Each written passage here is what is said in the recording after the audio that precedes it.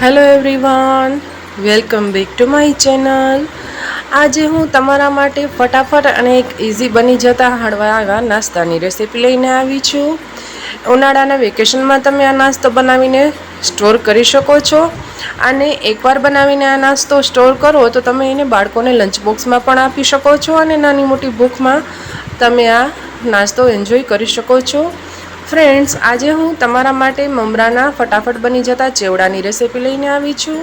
એના માટે મેં અહીંયા એક મોટી થેલી જે મમરાની આવે છે એ લીધી છે। એને અહીંયા મમરાને ચાળી લેવાના, જે એક ખરાબ કચરો કે ડસ્ટ હોય એ નીકળી જાય। હવે અહીંયા મેં 4-5 ચમચી જેટલું વઘારિયામાં તેલ લીધું છે। એની અંદર લીમડો ઉમેરી દઈશું, 12-15 પાન, 1 ટીસ્પૂન જેટલી હળદર ઉમેરી દઈશું। લીમડો અહીંયા મેં સુકવણી કરેલો ઉમેરેલો છે। સાથે સાથે અહીંયા ગેસની ફ્લેમ બંધ કરી 1 ચમચી મીઠું ઉમેરી દીધું છે અને અડધી ચમચી જેટલું આપણે લાલ મરચું પાવડર ઉમેરી દેવાનું છે। આ બધું સરસ રીતે મિક્સ કરી અને આપણે જે મમરા તપેલાની અંદર રાખેલા છે એની અંદર થોડું થોડું આ મિશ્રણ ઉમેરતું જવાનું છે અને સરસ રીતે મિક્સ કરતું જવાનું છે। મમરા છે એમાં આ મિશ્રણનું સરસ રીતે ઇક્વલી કોટિંગ થઈ જવું જોઈએ।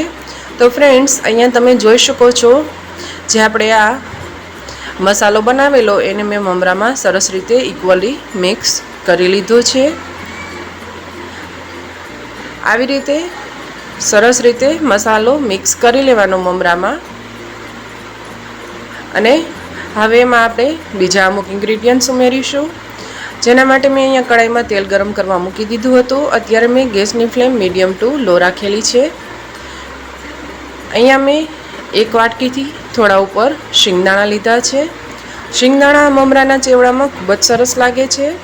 ફ્રેન્ડ્સ, ગેસની ફ્લેમ અહીંયા ફૂલ નહીં રાખવાની, નહીં તો શિંગદાણા છે એ ઓવરકુક થઈ જશે અને બળી જશે। ગેસની ફ્લેમ મીડિયમ ટુ લો રાખી આપણે આ બધું તળી લઈશું। તો અહીંયા તમે જોઈ શકો છો ધીરે ધીરે શિંગદાણાનો કલર છે એ પણ ચેન્જ થવા લાગ્યો છે। આ મમરાનો ચેવડો તમે એકવાર આવી રીતે બલ્કમાં બનાવી અને પછી ડબ્બામાં ભરીને સ્ટોર કરી શકો છો અને ગમે ત્યારે સાંજની ખાસ કરીને નાની મોટી ભૂખ હોય એના માટે આ નાસ્તો ખૂબ જ યુઝફુલ રહે છે અને બાળકોથી લઈને મોટેરાઓ બધાને ખૂબ જ પસંદ પણ આવે છે। તો અહીંયા શિંગદાણા તળાઈ ગયા છે, એને હું આવી રીતે ઝારાની મદદથી કાઢી લઈશ અને વધારાનું તેલ નીતાળી અને એને જે આપણે મમરા રાખેલા છે એની અંદર ઉમેરી દઈશ। હવે આ તેલમાં આપણે મકાઈના પૌવા થોડા થોડા કરી અને તળી લઈશું। આટલા મમરા પ્રમાણે મેં અહીંયા 200થી 300 ગ્રામ જેવા મકાઈના પૌવા લીધા છે। મકાઈના પૌવા અહીંયા હું થોડા વધારે ઉમેરી રહી છું, એનો ટેસ્ટ ખૂબ જ સરસ લાગે છે। અને હા ફ્રેન્ડ્સ, જો અહીંયા તેલ ગરમ નહીં હોય તો આ મકાઈના પૌવા છે એ થોડા કાચા રહેશે તળવામાં અને પ્રોપર ફૂલશે નહીં। તેલ સરખું એવું ગરમ હોય એમાં થોડા થોડા કરી અને બેચમાં આપણે પૌવા ઉમેરતા જવાના છે અને એને સરસ રીતે ફૂલી જાય એ રીતે તળી લેવાના છે। લગભગ બધાના ઘરે આવી રીતે મમરાનો ચેવડો, પૌવાનો ચેવડો અને બીજા અનેક ફરસાણ બનાવીને સ્ટોર કરતા જ હોય છે। અમે નાના હતા ત્યારે અમે પણ બહારનું જે જંક ફૂડ હોય ને નાસ્તો હોય ઓછો જ ખાતા હતા। મારા મમ્મી પણ આવી રીતે મમરાનો ચેવડો કે પછી પૌવાનો ચેવડો, ગાંઠિયા, સેવ એ બધું ઘરે જ બનાવીને રાખતા હતા ડબ્બામાં સ્ટોર કરીને, અને જ્યારે ભૂખ લાગે અથવા તો સ્કૂલે લંચ બોક્સમાં લઈ જવું હોય ત્યારે એ નાસ્તો અમે લઈ જતા હતા। બધાના ઘરે અલગ અલગ રીતે આ મમરાનો ચેવડો બનતો હોય છે। આ મમરાનો ચેવડો એકદમ ઇઝી છે, ફટાફટ 5 મિનિટમાં બની જાય છે અને પછી તમે ડબ્બા ભરીને એને સ્ટોર કરી શકો છો અને જ્યારે ભૂખ લાગે ત્યારે તમે એને ચા સાથે કે એમ જ પણ એકલો એન્જોય કરી શકો છો। અત્યારે આમાં હું મકાઈના પૌવા વધારે પ્રમાણમાં ઉમેરી રહી છું।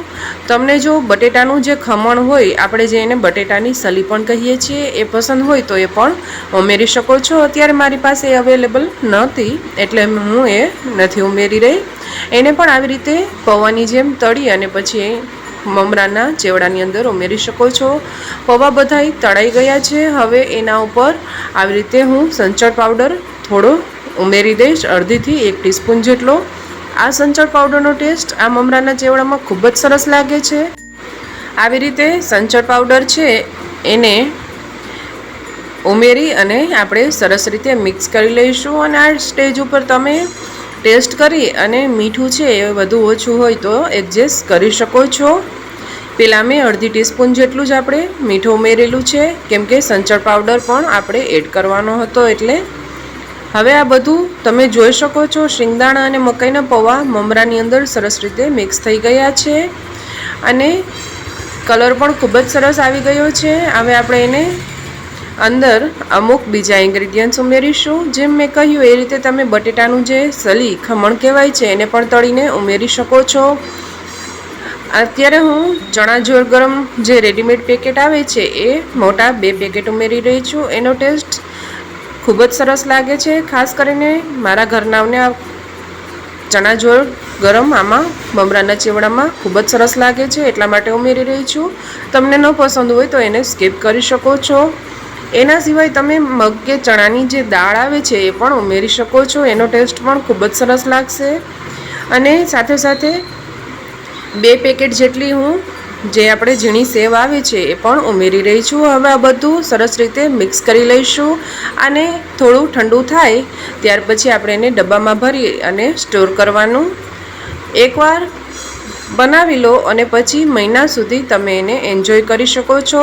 ફટાફટ 5 મિનિટમાં બની જાય છે અને હળવો નાસ્તો પણ ખરા. તો ફ્રેન્ડ્સ, અત્યારે આપણે આ મમરાનો ચેવડો બનીને તૈયાર થઈ ગયો છે. તમે કેવી રીતે બનાવો છો એ મને કમેન્ટમાં જણાવવાનું ભૂલતા નહીં.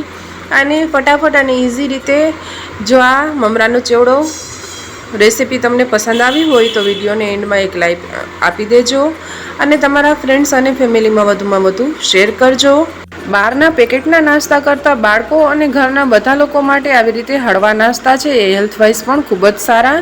જો તમને મારા આ વિડીયોઝ પસંદ આવતા હોય તો વિડીયોને વધુમાં વધુ લાઈક કરજો અને ચેનલ ઉપર નવા હોય તો ચેનલને સબસ્ક્રાઈબ કરવાનું ભૂલતા નહીં.